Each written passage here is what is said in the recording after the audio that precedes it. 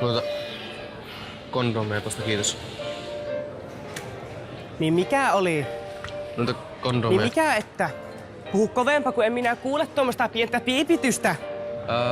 No, lopeta se mumiseminen sinä, sano asias. Jono kasvaa koko ajan.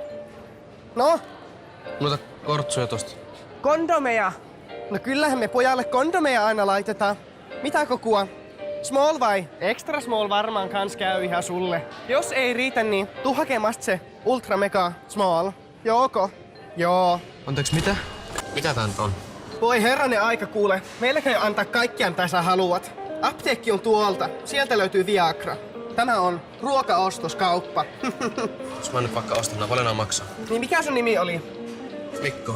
Mikko. Paljon nää maksaa? Joo.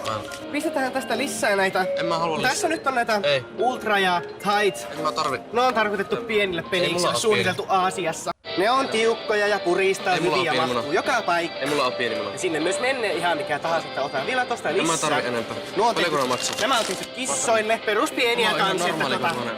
Hei. Liukkaria ei löydy, sori. Paljonko nää maksaa? Voi kuulkaas nyt nuori mies, Mä en nyt tarvi koittakaa enempää. käyttäytyä. Anteeksi, täällä on varsin asiaton asiakas. Nuori herrasmies ostamassa normaalia pienempiä ehkäisyjä, että... Mä en 1212, tässä puhuu kassa 22 Sirpa.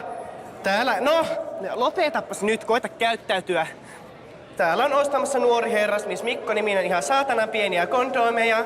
No, Mikko, mihin matka? No niin, Mikko, varoha, että ei ole kondomeissa reikiä.